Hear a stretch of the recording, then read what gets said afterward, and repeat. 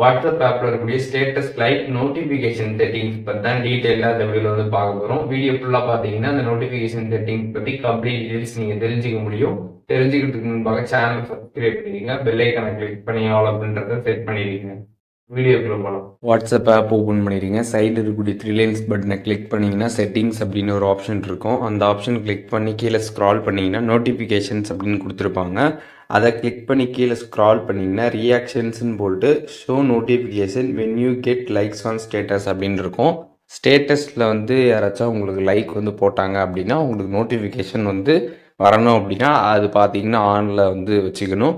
அது டிஃபால்ட்டாகவே பார்த்தீங்கன்னா ஆனில் தான் வந்துருக்கும். ஸோ உங்களுக்கு அந்த மாதிரி லைக் பண்ண நோட்டிஃபிகேஷன் வரக்கூடாது அப்படின்னு நினச்சிங்கன்னா அதை கிளிக் பண்ணி ஆஃப் பண்ணிக்கலாம். உங்களுக்கு வேணுன்னா அதை கிளிக் பண்ணி திருப்பி நீங்கள் ஆன்மே வந்து பண்ணிக்க முடியும். இந்த ஸ்டேட்டஸில் எப்படி வந்து லைக் போடுறது, இந்த ஸ்டேட்டஸ் லைக் எப்படி அந்த ஆப்ஷன் பற்றி கம்ப்ளீட்டாக எக்ஸ்பிளைன் பண்ணி நம்ம சேனல் ஆல்ரெடி வீடியோ போட்டிருக்கோம்.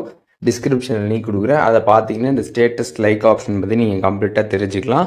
ஸோ இந்த ஒரு ஆப்ஷன் பொறுத்தளவுக்கு இந்த வீடியோவில் பார்த்தது என்ன அப்படின்னு பார்த்தீங்கன்னா அந்த லைக் பண்ணுறதுக்கான நோட்டிஃபிகேஷன் வந்து வரணுமா இல்லை வர வேணாமா அப்படின்றத நீங்களே பார்த்தீங்கன்னா செட்டிங்ஸில் வந்து செட் பண்ணிக்க முடியும்.